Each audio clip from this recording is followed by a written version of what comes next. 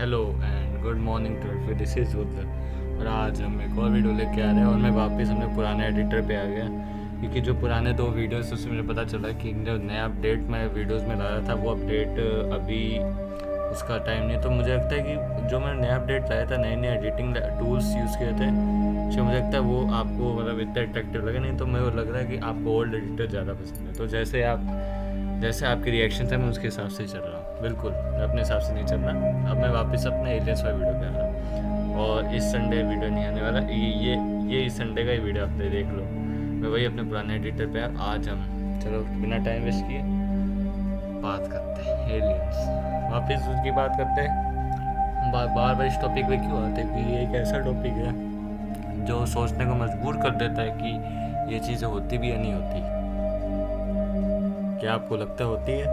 Comment में जरूर reply देना इसका, आपके व्यूज़ क्या है। बट हम जो नए टॉपिक पे आने हैं, जैसा आप देख पा रहे हो, जो आप फोटो में लगा रखी सामने, उस फोटो में भी आप देख पा रहे हो एक से सिविलाइजेशन है, इधर कुछ बना हुआ है और सामने प्लैनेट्स हैं। तो ये चीज़ देख के आपके माइंड में यही आता है, एलियंस एंड एलियंस, यही चीज़ें आएंगी आपके दिमाग में। और यहाँ से मैं आपको एक और फोटो दिखाना चाहूँगा। हम ऐसा क्यों सोचते हैं कि एलियंस अभी भी हैं? हम ऐसा क्यों सोचते हैं? क्योंकि ऐसे बहुत सारे प्लैनेट्स हैं जहाँ पे पोटेंशियल है लाइफ को एग्जिस्ट करने का। मतलब मैंने बताया ना, पोटेंशियल हैबिटेबल एक्सोप्लैनेट्स वो प्लैनेट्स होते हैं जो सोलर सिस्टम बाहर के होते हैं। क्या वही चीज़ जो मैं बार बार अट्रैक्ट कर रही है? क्या एलियंस चाहते हैं कि हम उनकी तरफ अट्रैक्ट हों? तो बहुत चीज़ें हैं, लेकिन एट द लास्ट मैं आपको बताना चाहता हूँ, हमने बहुत सारे प्लैनेट्स देखे हैं। क्या हम अकेले हैं या उन प्लैनेट्स में भी ज़िंदगी है? वो भी चीज़ें बहुत हैं। देखो अब मैं जैसे आपको एक फोटो दिखाने वाला हूँ, जिस फोटो में मैं बात करने वाला हूँ कैप्लर प्लैनेट्स की।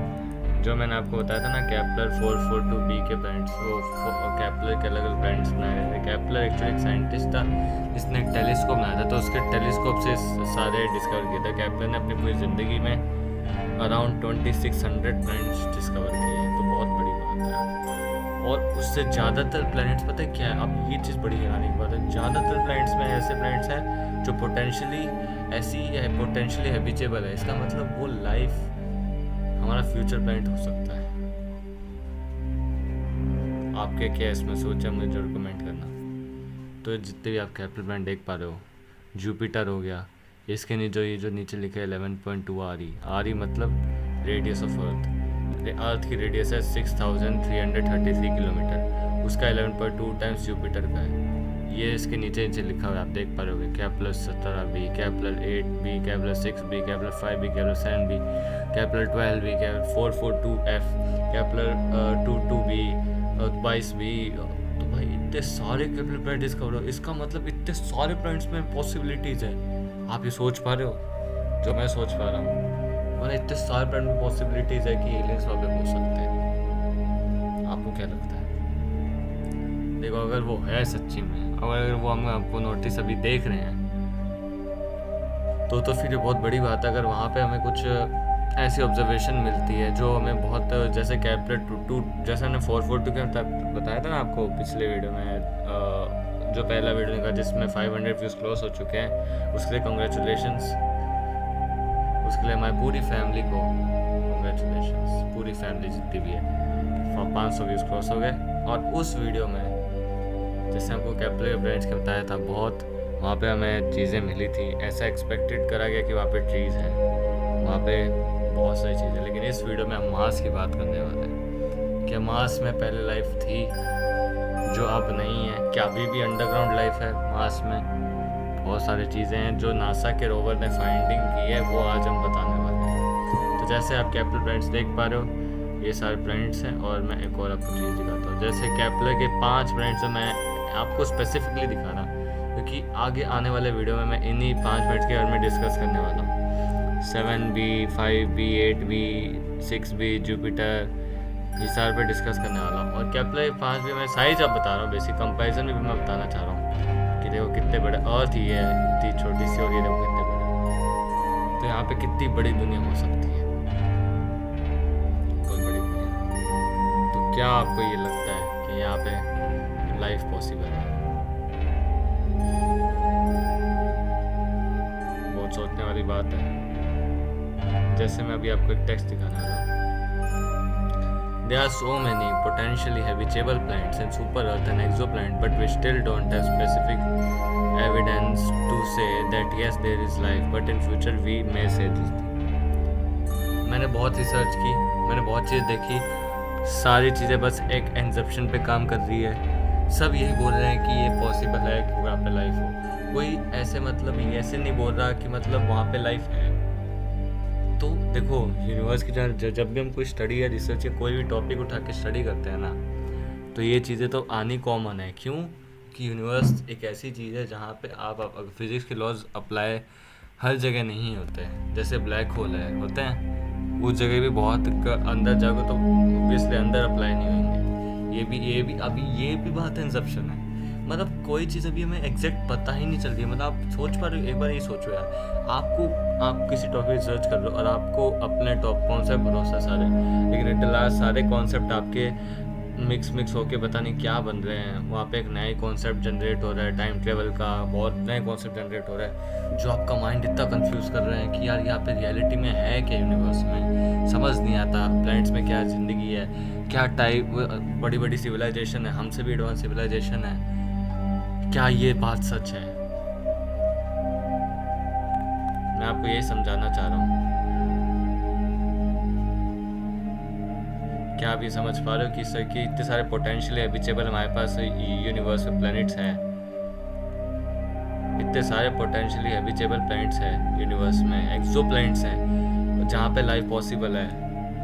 अब हम तो एक ही प्लैनेट की बात कर रहे हैं, मार्स की, अभी इस वीडियो में, लेकिन हमें बहुत सारे 2600 जैसे केपलर प्लैनेट डिस्कवर है। मतलब उन सारे में जब हम डिस्कवरी देखेंगे तो बहुत चीज़ें उसमें। इसका मतलब तो हम एक क्वेश्चन आते हैं कि हम अकेले हैं नहीं है, तो इसका मतलब इतने सारे प्लैनेट्स हैं, तो इसका पॉसिबिलिटी बहुत कम हो जाती है कि मतलब हम अकेले हैं। अच्छा, तो चलो आगे बात करते हैं। एक और मैं आ रहा हूँ। देखो यहाँ से आप देख पा रहे होगे कि एक मिनट, हाँ, तो habitable planets are those planets where water can evaporate and can be able to do water cycle conditions which are present in Earth, same present on that planet like trees, plants, etc. Habitable planets वो planets होते हैं जिसमें पानी evaporate होता है, मतलब पानी भाप की फॉर्म में ऊपर जाता है, और वाटर साइकिल होता है। वो होता है ना, आपने तो बड़ा हुआ कि पानी भाप की वजह जाता है, फिर बादल बनते हैं, पानी नीचे गिरता है, फिर वही साइकिल बार रिपीट होती रहती है। अगर हमें ये साइकिल और अर्थ की सेम कंडीशन, सेम टेम्परेचर, उस प्रेशर पे अगर यही सेम कंडीशन किसी दूसरे प्लैनेट में मिल जाए, तो हमारे दिमाग में क्या बात आएगी?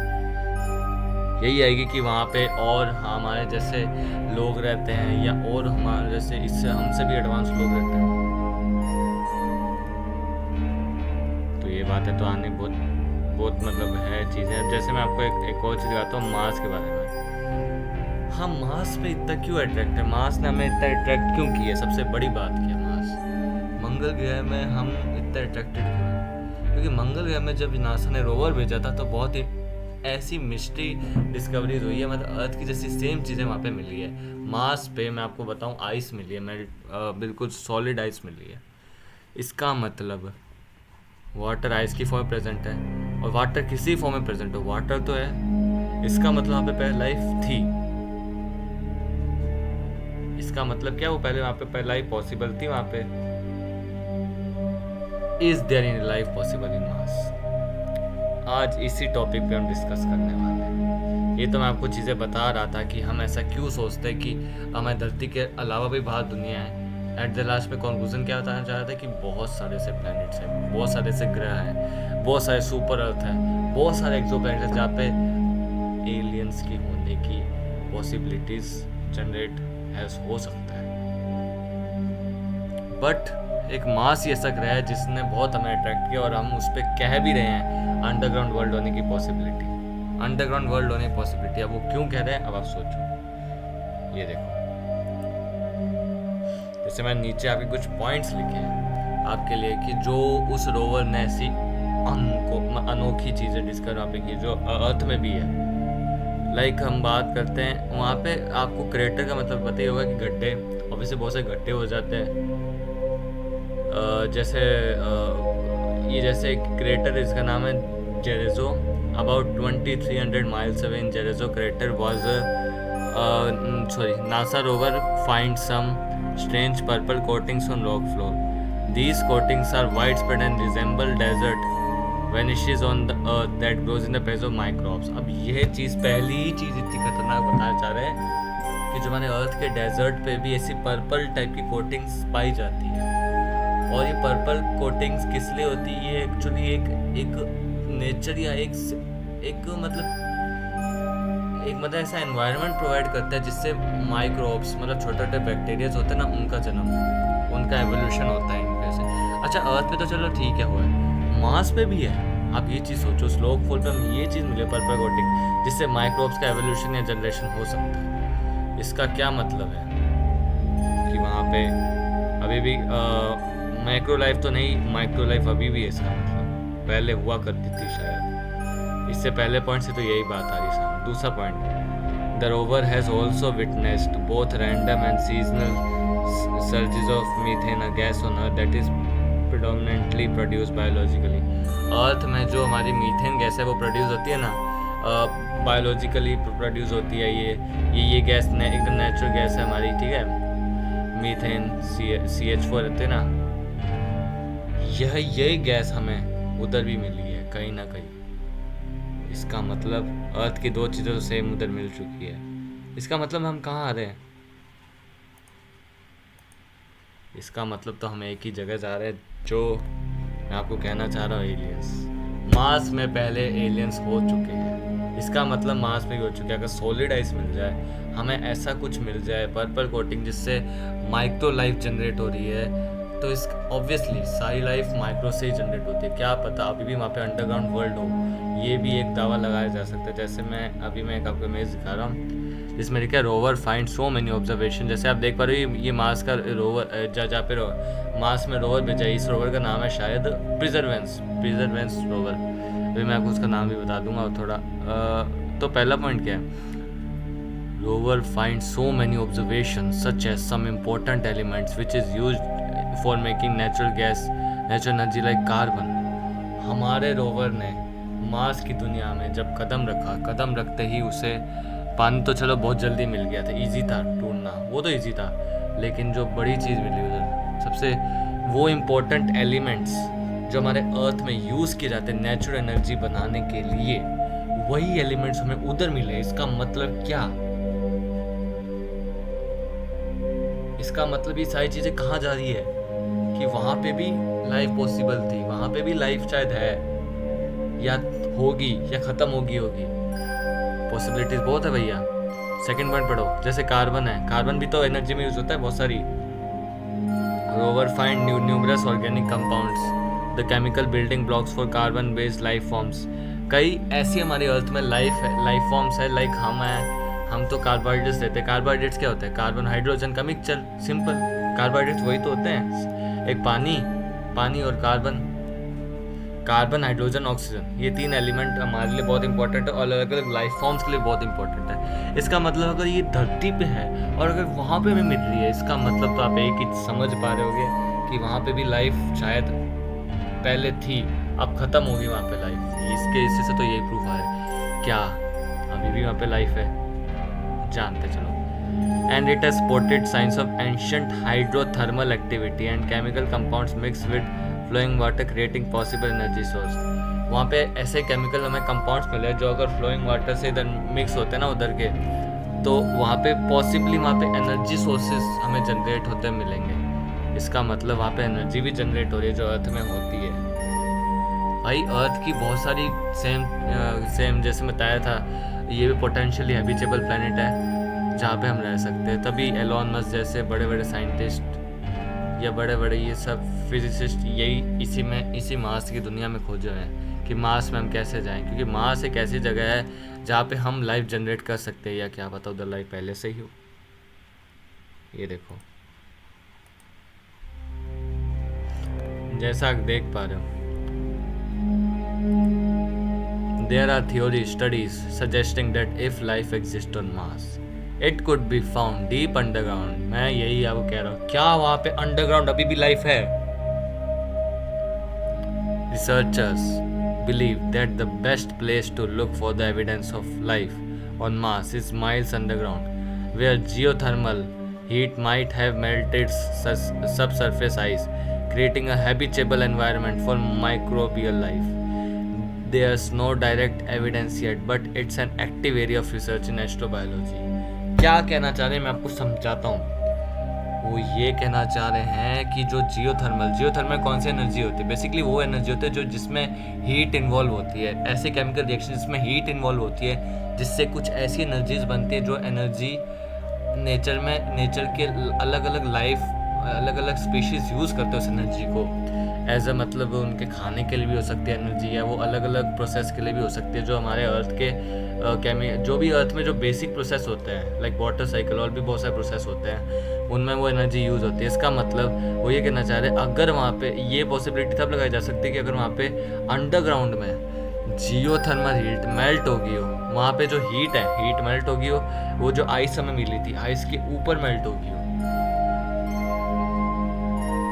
ऐसा नहीं, मैं बता दूं रोवर को ऐसे नहीं कि आइस दिख गई थी, अरे ये रही आइस, मैं फोटो खींच भेजूँ, ना, उसमें एक अलग अलग रोवर में पार्ट्स लगाते हैं, अलग अलग टेक्नोलॉजी हमारे पास, जिससे हम बहुत जैसे अल्फा रे वो वाली है कौन सी अपनी अल्फा रे स्पेक्ट्रोस्कोपी, ये भी एक चीज़ होती है जिससे हमें उस रॉक के सरफेस के बारे में पता चलता है कि रॉक का सरफेस किससे बना है। तो हमें उससे पता चला कि रॉक में आइस प्रेजेंट थी, तो हम एक दावा लगा सकते हैं कि जियोथर्मल अगर हीट वहाँ पे हमें हीट अलग अलग एनर्जी सोर्सेज भी मिले वहाँ पे, अगर वो हीट आइस में अगर अंडरग्राउंडेड मेल्टेड हो तो वो created a habitable environment for microbial life. अब चाहे एलियंस या बड़े हो छोटे, मैं एलियंस की बात ही नहीं कर रहा, एक दूसरी लाइफ ह्यूमन के अलावा भी वहाँ पे लाइफ है। अगर ह्यूमन के अलावा लाइफ है तो उन्हें हम क्या बोलते हैं? एलियंस बोलते हैं, unknown species other than human. इसका मतलब वहाँ पे ऐसा एनवायरनमेंट डेवलप है अंडरग्राउंड में। इसका मतलब मंगल ग्रह में अगर हम डीप अंडरग्राउंड रिसर्च करें, अगर वहाँ पे हमें जियोथर्मल हीट मिल गई अगर जियोथर्मल हीट यहाँ पे हमें मिल गई, तो इसका मतलब तो ये की बात आती है कि यहाँ पे हैबिटेबल एनवायरनमेंट है, लेकिन अभी तक मिली नहीं है। लेकिन बहुत दावा लगाया जा रहा है अगर हम अंडरग्राउंड स्टडी करें ये मिलेगी। क्यों? क्योंकि हमें एनर्जी सोर्सेज जैसे अलग अलग मिनरल्स मिले हैं, मिनरल्स जो अर्थ में अलग अलग प्रोसेसेस में यूज़ किए जाते हैं, नेचुरल प्रोसेस में यूज़ किए जाते हैं, बेसिक प्रोसेस में यूज़ किए जाते हैं। लाइफ फॉर्म्स उन मिनरल्स को यूज़ करती है। अगर वो लाइफ फॉर्म्स उन मिनरल्स को यूज़ करते हैं, अगर वही मिनरल्स हमारे मंगल ग्रह पे मिले, इसका मतलब अलग अलग चीज़ें, अलग एलिमेंट जो यूज़ हो रहे हैं, जो अर्थ में as a natural process use हो रहे हैं, अगर वही एलिमेंट्स मार्स में मिल रहे हैं, तो इसका मतलब किस डायरेक्शन में हम जा रहे हैं?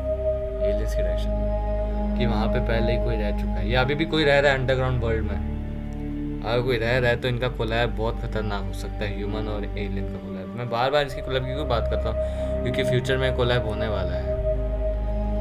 जैसे हम इतनी डिस्कवरी कर रहे हैं, तो मुझे लगता है कि बहुत कोलैब होने की चांसेस है।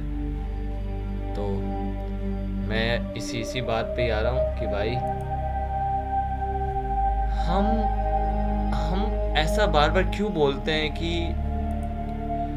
अर्थ के भी बाहर लाइफ है, क्योंकि हमें ऐसे एविडेंसेस मिले, लेकिन हम वो प्रूफ के तौर पे यूज़ नहीं कर पा रहे। क्योंकि साइंस को क्या चाहिए? 100% प्रूफ चाहिए।